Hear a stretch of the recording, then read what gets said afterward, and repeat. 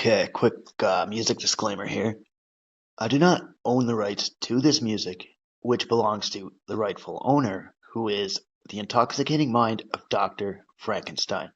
So he made my intro and my outro, and I hope you guys enjoy. Check them out on Spotify and YouTube, and no copyright infringement is intended.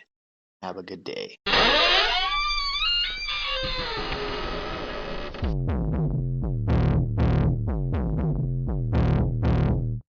A clear choice of good versus evil, of right versus wrong.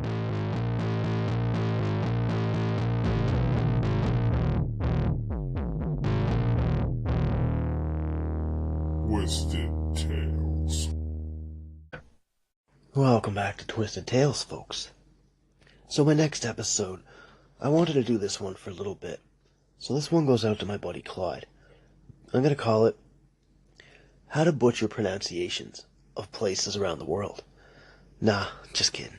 This one's going to be about Aokigahara Forest. Now, this is a forest on the northwestern flank of Mount Fuji, located on the island of Honshu in Japan. So some say this is the most scariest part of the world, although it's also one of the most popular sites for suicides. Now, 2003 statistics have shown 105 bodies were actually found in the forest. This exceeded the previous record of 78 in 2002, and in 2010, police recorded 54 confirmed suicides. So, question, why do people choose the forest to end it all? Now, it was that they believed that they would be able to die successfully without being noticed. Now, psychiatrist Dr. Yoshitomo Takashi, he believes that media and movies play a huge role in this. So, there's one tale here about a man who came to the forest, and he says that, like in life, his will disappeared. He was a middle-aged man who did an interview on CNN back in 2009. Now, stating that he lost his identity, and he actually fucking didn't want to live anymore. So, he had bought a one-way ticket to the forest after being canned from his place of employment. Now, he worked at an iron manufacturing company. Now, he lost his financial stability, and you do need money to survive, right? So, he went to the forest, he cut his wrists, but his wounds weren't fatal. But it was enough to make him collapse, and he nearly died due to dehydration. So, he also incurred frostbite, and that began to set in. But eventually, he was found by a hiker, and he was later rescued. Now, Japan's suicide rate is already one of the world's highest, especially with the economic downturn. And 2,645 suicides were recorded in January 2009, which is a 15% increase from 2008. And back in 2008, it was 2,305. And that's just according to the Japanese government. Now, the Japanese government, they actually brought up suicide prevention programs to schools and like workplaces and shit, just to try to get numbers down and give people awareness that it's actually okay to talk about things. Now, unemployment rates, they play a huge factor in that, like suicide rates and like bankruptcies and all that shit. Now, so it's good that the government and society can actually work together to show people that they can go seek help. Now, the forest has one hell of a historical reputation, and it's kind of like a home to the Yuri, or Yuri, meaning like ghosts of the dead. More so, they're from Japanese mythology. Now, roughly since the 1960s, it's become associated with suicide, and hence the name Suicide Forest. So, because of this, like, they have signs posted everywhere, mainly at the heads of trails, and it urges, like, the suicidal visitors to think of their families and contact info for suicide prevention. The forest is actually mostly consistent, like the land of it is made from volcanic rock. So volcanic rock is actually formed from lava from an erupted volcano. So it's estimated that volcanic rocks cover about 8% of the Earth's current land surface. The forest is actually said to be also easily to get lost in, and compasses and GPS actually don't work. Now, this is believed to be because of the high iron deposits in the soil. And for this reason, people who enter the forest, they actually string along like some tape or string behind them onto the trees to find their way back.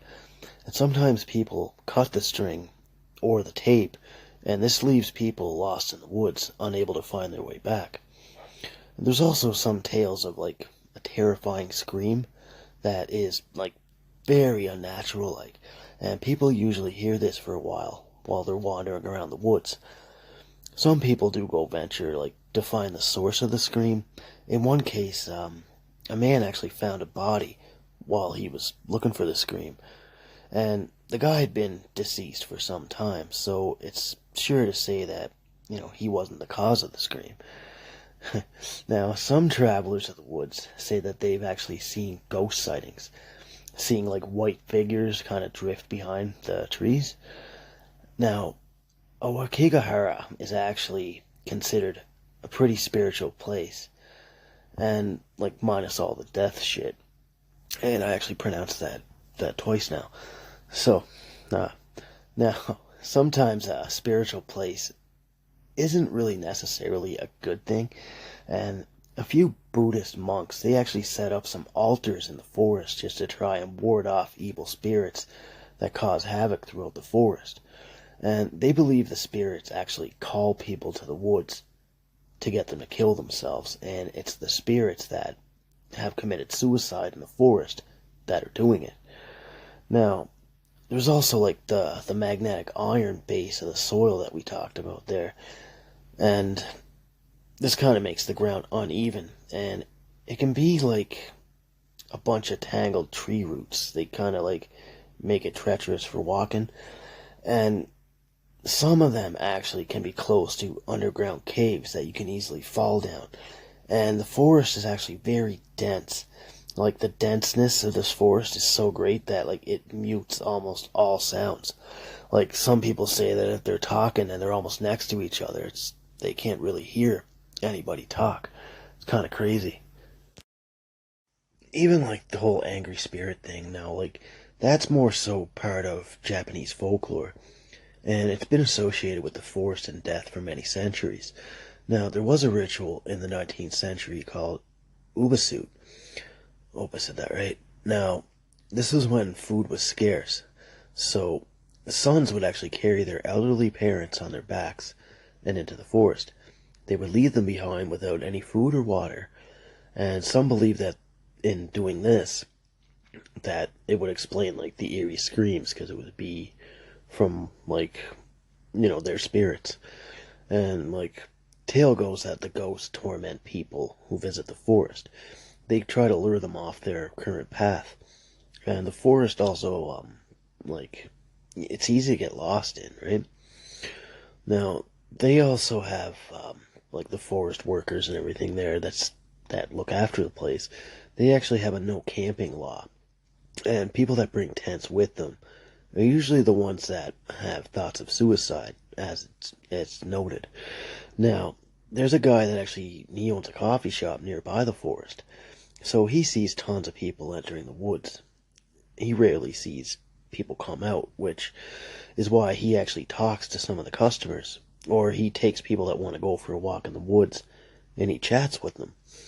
Because sometimes he actually talks people out of their plans of doing that deed of suicide. And mostly because of the forest popularity, like annual searches are held to look for new bodies. So these search parties are made up of forest workers, volunteers, and police. And holidays are when the searches are more frequent. Now, Aokigahara Forest also contains a frozen cave that's called Narusawa Ice Cave, so that remains frozen all year round. Now, once used, a long time ago, they used that cave as like a natural refrigerator, And the early 1900s, before electric fridges, the Japanese would actually fucking put things there for, like, to keep things frozen or preserve things. And even, like, the animal species there, like, they still got the same shit that we do, like woodpeckers, foxes, boars, Asian black bears. And, like, the difference between, like, an Asian black bear and a regular black bear is, like, they have a smaller body, mostly have, like, a V shape, kind of like a crescent shape on their chest, and they're usually shy and cautious, but they're actually more aggressive towards humans than American black bears. Now, there's also this lake, Saibat Cave. It's actually located inside a lava tunnel that's 1,268 feet long. So, like, that's just some little sites that are within the forest and general area. Like, even the scenery of this forest is another reason why travelers make the trek to visit. Now, along with, like, some other names that were given by travelers, they also call the forest, like, the Black Forest, the Cursed Forest, or the Forest of Death. That kind of like points towards like the high amount of suicides. And even with some of the Japanese folklore and like even Japanese traditions that I previously mentioned, now when they carried people to the forest to die, it was said that like the angry spirits, they still roam the forest. And it's believed that in Japanese culture that if a person dies sudden, unnatural, or violent end, that the spirit actually turns into a yuri. And if the body is not properly buried, or it dies with strong feelings like rage or depression, they actually become angry in the afterlife, and they just dwell in the forest. And some say that when they venture in the forest, they feel as like if they're being watched, or like they have a feeling of, the forest closing in on them, like the trees are trying to engulf them. Like, there's so many tales that come from this forest, like myths and shit, right? And more so, like, dead bodies there, they can't be left alone in the forest, so it's seen as bad luck for the dead. Now, forest workers, they bring the corpses that they find back to the police station, which they then kind of keep in a separate room or whatever. So, what they do there is they have a worker that sleeps in the room with the dead, and that way he kind of keeps the angry spirits and shit at bay, right? So they don't feel alone or whatever. And even a policeman, he made a kind of statement there on the reality of the forest suicides and the situation that surrounds it. He said, quote, "I've seen plenty of bodies that have been like really decomposed and picked at by wild animals. There's nothing beautiful about dying in there." He said there's usually three types of visitors. So these are the guys that, like, some guys go looking for like the scenery, some for the supernatural aspect, and some of those that venture in and don't venture out due to suicides. And getting to the forest is actually relatively easy.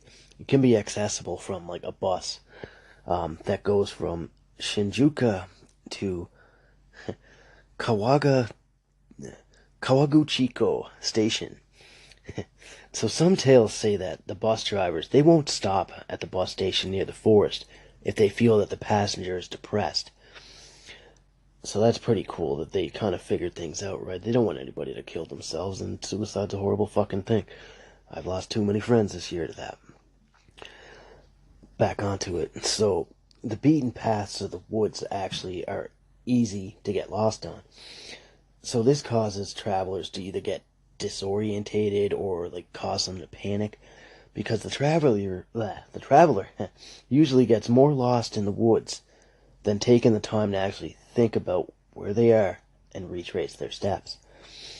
Now, as I mentioned a little bit before, like about the hardening lava and shit, now that lava bed that the forest grows on, the roots of the trees actually aren't able to break through that because it's too hard. So the roots actually just grow on the surface instead of underneath, like originally planned by life. Now, the lava there, that actually came from an eruption in the year 864. Now, in the woods, Now, some moss actually grows on the trees there, and that actually retains water, which allows it to grow without any soil. So there is stuff that can grow in the forest. And in some places within the woods too, there's actually like spots where the lava is actually more than 440 feet deep. Even besides like the little folklore and stuff, like there's some good that people do, and there's always some religious folk, some nice folk, and people just relatively love the forest, right? There's a tale of a guy named Kiyoshi Watanabe. He's a local musician, and he believes music is like a way to reach people who are caught up in their inner turmoil. He sometimes plays guitar outside the forest, and just to try to kill like the eeriness and the quiet of it all, right? One time he actually intervened directly with a man who was trying to commit suicide, and this man actually traveled all the way from Osaka to kill himself until Kiyoshi intervened. Now, the man returned home, and the two actually message on Facebook there to this day. And, like, all the local people around there, like, they worship these woods and, like, the surrounding areas, and some even refer to the beauty of the forest as, like, something out of, Tolkien's Lord of the Rings, like, Middle-earth shit, right? It's, like, even all the paths, like, they actually wind around the forest at 7,400 acres. But there's always going to be people with, like, cameras and phones and shit. Like, people are just going to joke around with stupid videos, I should say. There's one there, Logan Paul, before he was a boxer. He was into YouTube. So he got in a bunch of shit there and got a bunch of negative feedback because he actually posted a video of a suicide victim that he found while he was visiting the woods. Making jokes, and you can hear people laughing in the background and shit at, this guy's fucking tragedy. And he made an apology online, whatever, good for him. And the video had more than 15 million subscribers on YouTube before it was taken down. And I'm sure you can Google it and find the video somewhere. I mean, make a judgment yourself on that, or leave it alone. Doesn't really matter, but, it's just, you're in a sacred, well, beautiful place. Some believe it to be sacred, whatever, right? I mean, just have a little fucking respect, and you'll go a long way in life. Even with other Japanese myths, like, some regard Mount Fuji to be the gateway to heaven. Now, originally through myth, there's the fire goddess named Fuji. She descended upon Earth, and she gouged the scorching candles with supernatural force into the mountainside. So, hence, she made the whole volcano. Now, there's also a tale of a mythical demon called the Tengu. Now, he's also told of, like, around the forest and shit from the townsfolk. So legend has it that an old emperor named Satuku, he'd been forced off his throne and exiled by his father. Now, this exiled man had died with an anguished soul. So he vowed to return and haunt the townsfolk and whatnot. So he took form of the Tengu, and he ended up hunting like people of religion and townsfolk and shit. So he would feed on the religious folks, mainly their genitalia, and that would actually feed his power. So he would then hang priests upside down from the trees until they either died or went totally fucking insane. Now, these Tengu are noted as, like, troublesome opponents. Like, they often carry monks to remote places and then leave them there. Now, this creature could possess a man or a woman and also bestow unholy power on those who wanted to worship him. Now, they can disguise themselves as priests or nuns or whatever, right? So they can later on just reveal their true form and scare the shit out of people. And, he'd lead priests off in priest form and then lead them off somewhere and end up killing them. Now, their true form, actually, it's said, like, other than the bird-like creature, it's kind of like a symbolism of a kite. So, like, his true form would be a kite, like one that you fly with your son or daughter or whatever, right? Now, these guys are usually established more so as ghosts that have angry and vain feelings or whatever. Now, there's one time one of these spirits actually possessed a young empress just for fun, and they ended up making the emperor that currently resided on the throne completely blind. And with that, folks, that's all I got for you. So, I hope you guys enjoyed this, story about the beautiful, religiously haunted forest. Now, it's definitely worth a trip, so, if you want to go take it all in, check it out. I hope you guys enjoyed, and I'll be back with some other stuff here soon enough, so just want to say thanks for all you guys do, and thanks for tuning back in. Take care. It is a beautiful forest that's had a terrible secret in Japan for generations, but now the tragic issue of suicide has put this place out in the open. In this Eyewitness News exclusive, my visit to Suicide Forest.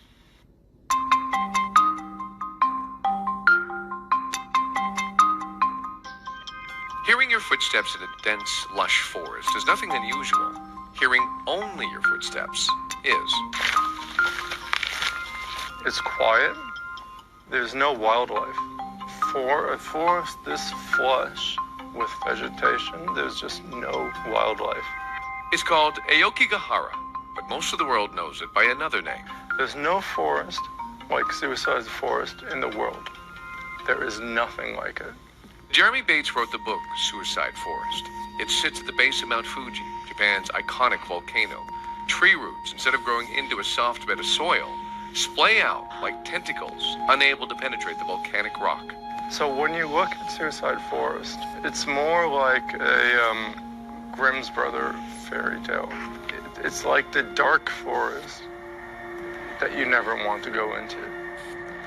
These trees have seen indescribable tragedy. In ancient times, overburdened families would come here to leave their sick, elderly, or even children. Today, that deadly reputation has evolved into a place to give up. In recent years, thousands have taken their own lives here. So many, the Japanese government has stopped releasing exact numbers for fear it will only attract more. For centuries in Japan, suicide was an honorable way to accept failure or defeat. Today, extreme pressures from the workplace and even the catastrophic tsunami that devastated so many communities have driven many to the edge. Though suicide is no longer accepted in society, critics say the government falls short in helping people deal with issues like depression and loneliness. As a result, Japan's suicide rate is double that of the United States and among the highest in the world. Many see this forest as a place to find their peace. Bates shows me crevices formed by the lava, hiding places for those who want to disappear. And these places are all over the forest. There's no way the patrols can find them. So if you stumble down one, there's a chance that you might find something that you don't want to find.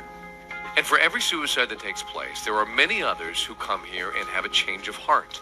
A fascinating part of the story here are these ribbons. People tie them onto trees, and it helps them keep their way. They'll wander deep into the forest. If they change their mind and want to find their way out, they follow the ribbon.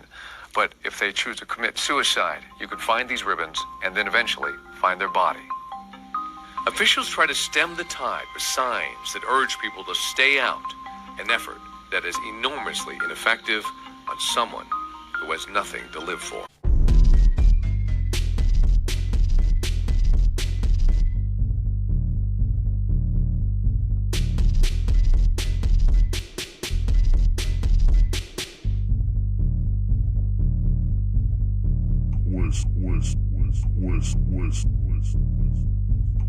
Twisted Tales.